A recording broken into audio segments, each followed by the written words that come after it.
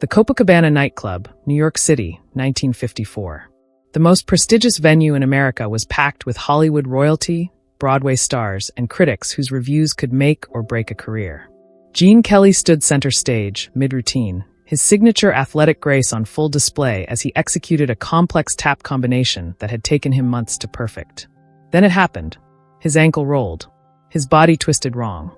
Gene Kelly, the man who'd danced in the rain, who'd made ballet masculine, who'd revolutionized dance on film, crashed hard onto the polished stage floor. The music stopped. The audience gasped. Gene lay there, face twisted in pain, unable to stand. His ankle was already swelling, his career potentially ending in that single terrible moment.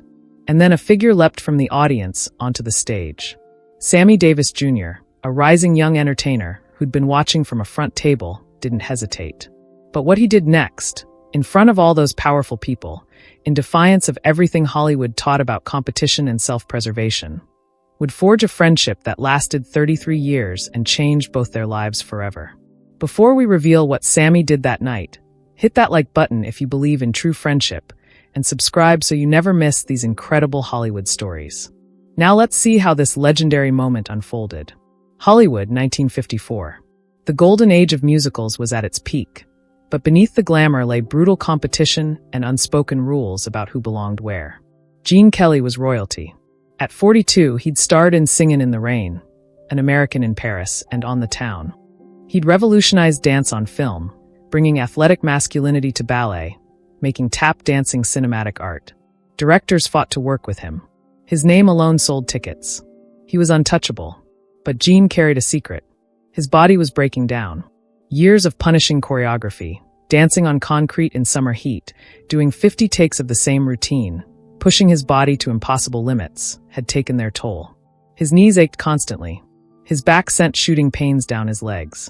And his ankles, weakened from countless sprains, were held together more by determination than structural integrity. He'd been rehearsing for this Copacabana performance for 3 months. It was a benefit show for the Actors Fund, bringing together the biggest names in entertainment. Frank Sinatra was there. Dean Martin. Judy Garland. Every Hollywood power player who mattered sat in that audience. The routine Gene had choreographed was his most ambitious yet. 12 minutes of nonstop tap, ballet, and acrobatics that would prove he was still the king of dance at 42. His doctors had warned him it was too much. His wife had begged him to scale it back. But Gene Kelly didn't do scale it back. He did impossible things impossibly well, or he didn't do them at all. Sammy Davis Jr., meanwhile, was 29 years old and fighting for every inch of recognition. He'd been performing since age 3 with the Will Maston Trio, touring the country when black entertainers weren't allowed to stay in the same hotels as white guests, eating meals in kitchen doorways, using service entrances while audiences applauded through the front. Sammy could sing, dance, act, do impressions, and play multiple instruments, all at a level that left audiences stunned. Yet Hollywood kept him in a box marked novelty act. His talent was undeniable, but the industry's racism was equally undeniable. He was allowed to entertain, not to star. Allowed to impress, not to lead. The two men had met briefly at MGM Studios in 1952. Gene was filming, Sammy was auditioning for a small part. They'd exchanged pleasantries, nothing more. Gene, like most white stars of his era, was cordial but distant. The unspoken rule in Hollywood was clear.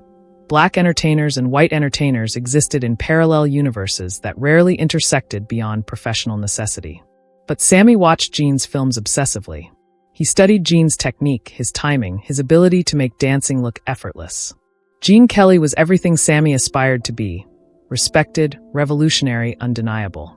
If Sammy could achieve even half of Gene's success, he'd consider his career triumphant. That night at the Copacabana, Sammy sat at a front table with his father and Will Maston. They'd performed earlier in the evening, a tight 20-minute set that brought down the house. Now they were watching Gene Kelly, the master, show them all how it was done. Gene's routine started flawlessly. His tap work was crisp, musical, perfectly timed. His leaps defied gravity. The audience sat mesmerized, watching genius at work. Even the jaded Hollywood crowd couldn't hide their admiration. Then, 7 minutes in, during a particularly complex turn sequence, Gene's weakened ankle betrayed him. His foot rolled outward. His body weight shifted wrong. He tried to compensate, but momentum and physics don't negotiate. Gene Kelly crashed to the stage with a sound that made the entire audience wince. The orchestra conductor cut the music immediately. Gene lay there, clutching his ankle, his face pale with pain and shock. People in the audience stood up, unsure what to do. Stage managers rushed from the wings. This was the nightmare every performer feared. Public failure, physical injury, career potentially ending in full view of everyone who mattered. Gene tried to stand. His ankle gave out immediately. He went down again, harder this time, and everyone could see the devastation on his face.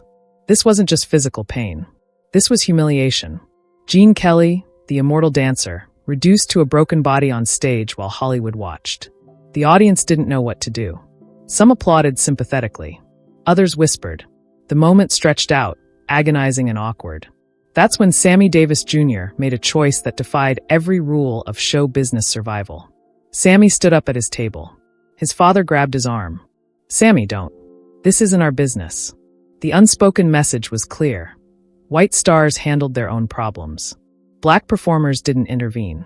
You could lose work, lose respect, lose everything by stepping out of your assigned place. But Sammy pulled away. He jumped onto the stage in one fluid motion, landing beside Gene Kelly. Gene, Sammy said quietly, kneeling down. I got you, man.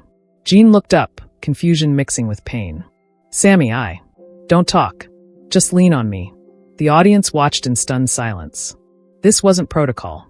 This violated unspoken Hollywood hierarchies. A black entertainer didn't touch a white star in public, didn't insert himself into a moment like this. People in the audience shifted uncomfortably. But Sammy didn't care.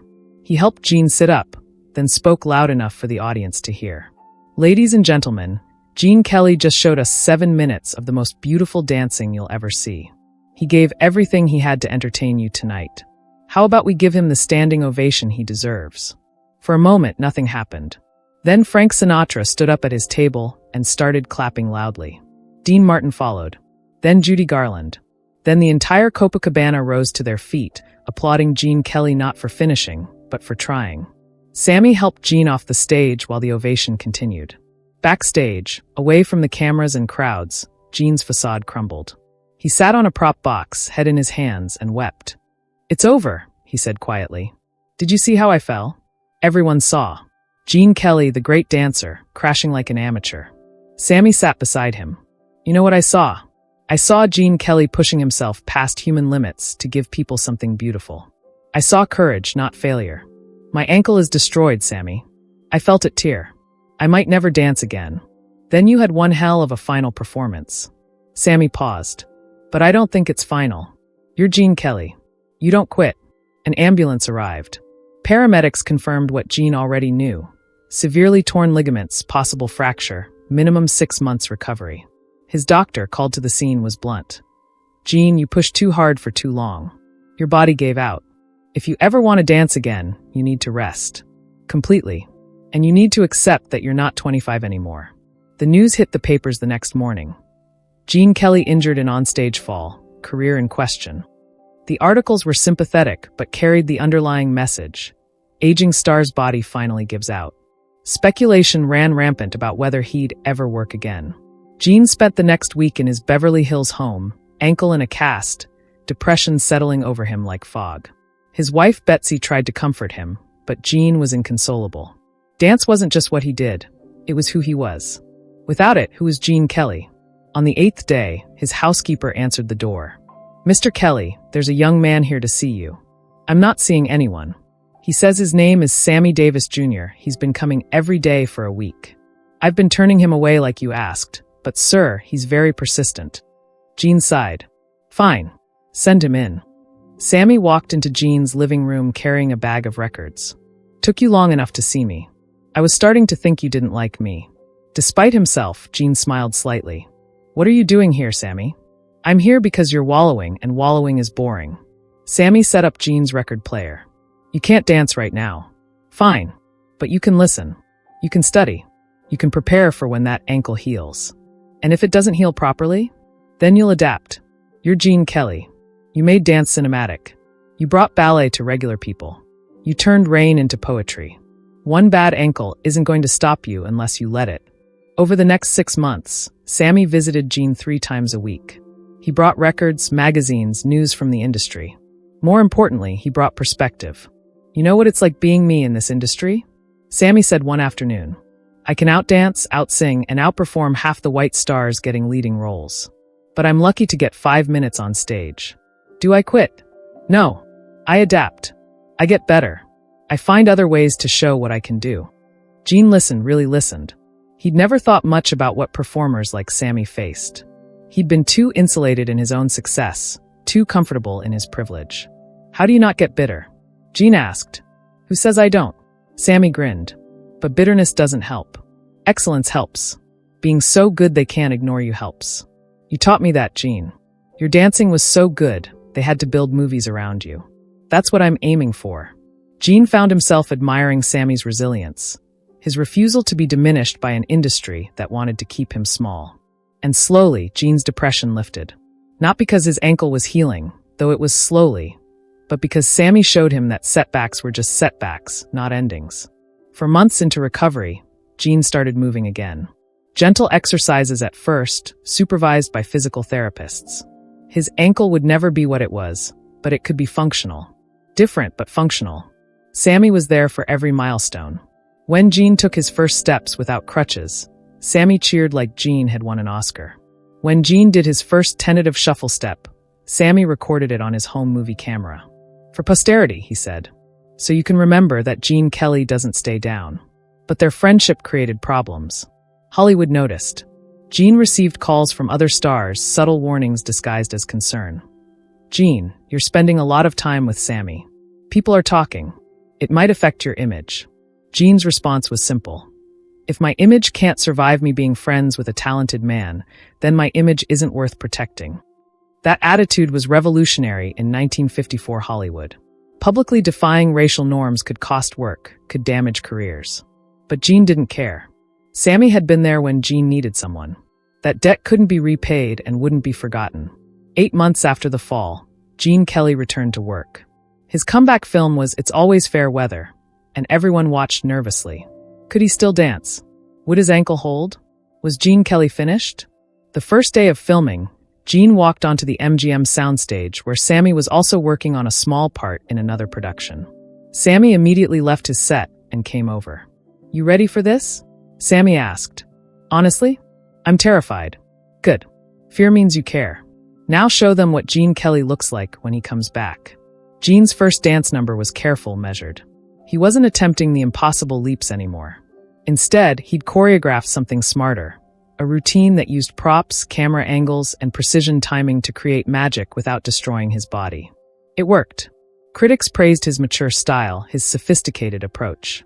What they were really saying was, Gene Kelly adapted and survived. But Gene wanted to do something more. He wanted to repay Sammy's loyalty in a way that mattered. So Gene used his considerable influence at MGM to push for something unprecedented. He wanted Sammy cast in a major role in his next film. The studio executives were appalled. Gene, that's impossible. Southern theaters won't show a film with a Negro in a leading role. We'll lose millions.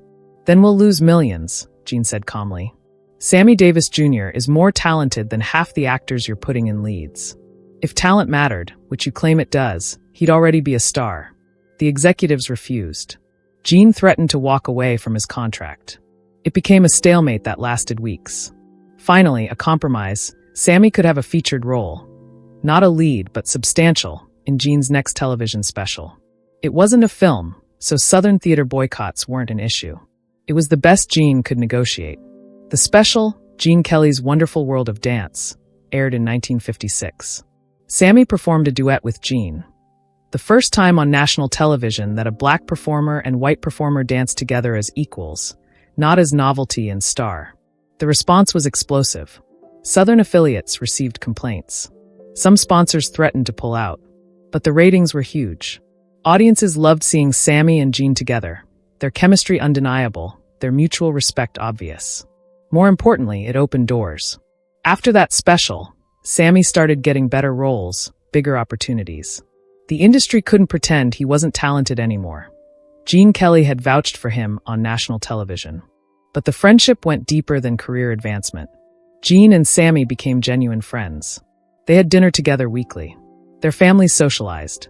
When Sammy lost his eye in a car accident in 1954, Gene was at the hospital every day. When Gene's marriage struggled, Sammy was there to listen. They collaborated on multiple projects over the years. Gene directed Sammy in a film. Sammy choreographed for Gene's later productions. They appeared together on variety shows, always with the same chemistry, the same mutual admiration. In 1968, when racial tensions in America reached a boiling point, Gene and Sammy made a joint television appearance on The Tonight Show. Johnny Carson asked Gene about their friendship. "People ask me why Sammy and I are friends," Gene said. "Like it's unusual. Like friendship requires the same skin color. But I'll tell you why we're friends. Because when I was lying on that stage in 1954, broken and humiliated, Sammy didn't see a white star or a competitor. He saw a human being who needed help. And he helped. That's character. That's what friendship is built on." Sammy added, "Gene gave me something more valuable than career opportunities. He gave me respect. He treated me like an equal in an industry that wanted me to be grateful for scraps. That's not something you forget." The friendship between Gene Kelly and Sammy Davis Jr. lasted until Sammy's death in 1990. 33 years of genuine connection that survived Hollywood politics, racial tensions, career ups and downs, and personal struggles. When Sammy was diagnosed with throat cancer in 1989, Gene visited him constantly. Sammy could barely speak, but Gene would sit with him for hours, talking about old times, reminding Sammy of his incredible impact on entertainment. "You broke barriers," Gene told him. "You made it possible for others to follow. You showed them talent doesn't have a color."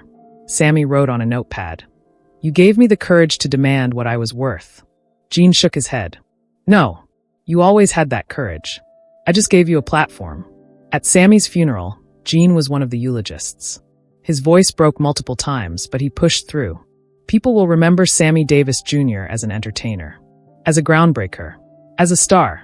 I'll remember him as the man who jumped on a stage when no one else would, who risked his career to help someone he barely knew, who taught me that character matters more than comfort, that doing right matters more than doing what's expected. Gene paused, looking at Sammy's casket. "In 1954, I fell. Literally and figuratively. My body gave out, my confidence shattered. Sammy picked me up. And in doing so, he showed me what true friendship looks like. It looks like someone who acts when action is costly, who cares when caring isn't convenient, who sees humanity when everyone else sees categories." He wiped his eyes. "I was the famous one, the successful one, the one with power and privilege. But Sammy taught me more than I ever taught him.